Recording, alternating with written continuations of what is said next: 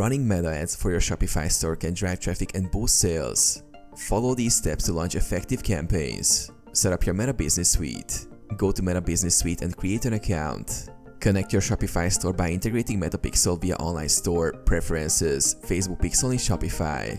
This tracks visitor actions for better ad targeting. Define your goal. Choose your objective. Conversions, traffic, engagement. Create a campaign. In Meta Ads Manager, click Create and select your goal. Set a budget. Choose CBO for better cost management. Target the right audience. Use custom audiences to retarget store visitors or upload email lists. Use lookalike audiences to reach people similar to your customers. Set demographics. Design high-converting ads. Use eye-catching images or videos featuring your products. Craft clear, persuasive copy with a call to action.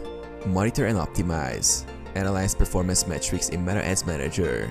Adjust audience, creatives, and budget for better results.